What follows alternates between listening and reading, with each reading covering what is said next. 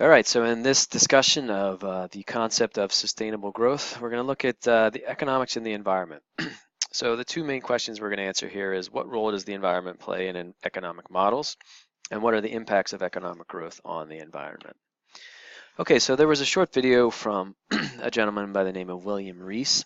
So William Rees is one of the originators of the ecological footprint concept. So he's a professor up in Canada. He's a trained economist. Um, and so he's still very active as of 2018, publishing, researching, teaching. I'm on actually a couple on email listservs, and he posts quite a bit. And he's still really, really hammering on this steady state economy, ecological footprint concept, and he's very, very critical about the way that modern economics views the environment. And so he's a very accomplished person in this field. And so in this little video, he kind of explains the view of environment and of the relationship between economics and the environment. And so he's basically saying that modern economics makes no reference to the physical basis of economic flows. Um, so in other words, it's not explicit in economic models what whether or not we have enough resources to continue to do what we're doing. So there's no real reference to like where are these resources coming from. I mean, it's sort of there, but it's not really a consideration. So economics basically views nature as a place that supplies resources to make money from and a place to dump our wastes. And this is, again, not to denigrate any economists and say they're all bad people or they're anti-environment or anything. That's not the point. It's not that economists don't want environmental sustainability. It's that economic models themselves are that they don't really consider the capacity of the environment to regenerate itself. So if you have a timber company, for example, that's cutting down trees at an unsustainable rate, that's really good for economics. It's really good for GDP to produce income and so forth.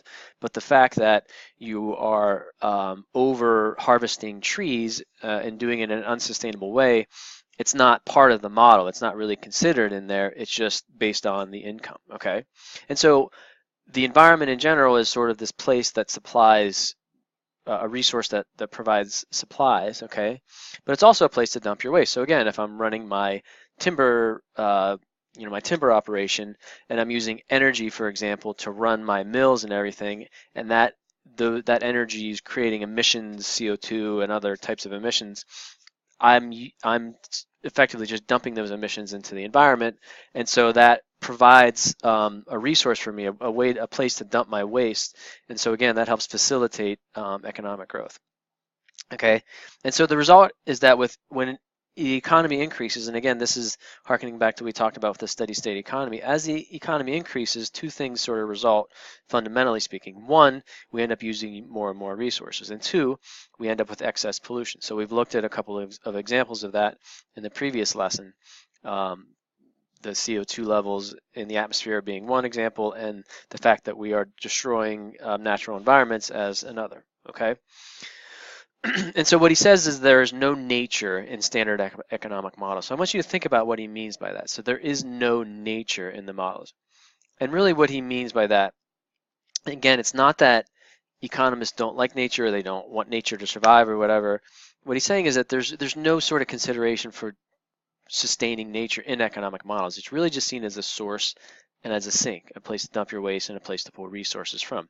Any free services that it provides are completely invisible, okay, to the models. So if we're reducing the Earth's capacity to provide more fish in the sea, that's not in the models that we're overdoing it. It's this free service that's just, hey, well, we can dump our waste in the atmosphere for free. We can pull fish from the ocean, not for free, but we don't have to pay the ocean to do that, right? And so all these free services that it provides are invisible. And so that's really what he means. He means that with economic models, it's not that nature's, it's just not part of the model. It provides resources and it's a place to dump your waste, okay? And so that's concerning to him because if we're not considering the capacity of nature to regenerate itself and replenish renewable resources and so forth, that's where we're kind of getting into trouble that we've talked about with the steady state economy, for example, where we're overusing resources and dumping too many wastes. Okay. And so, just to get an example of this, when this talk was done in 2011, the average North American person required 20 acres per person to support. So that's the average the ecological footprint of the average North American. Okay.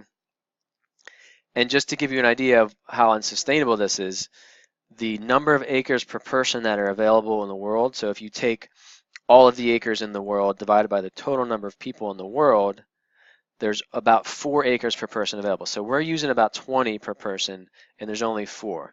Okay, and so that's the premise of, well, we're going to need 4 to 5 Earths to support the population if everybody lived like the average North American.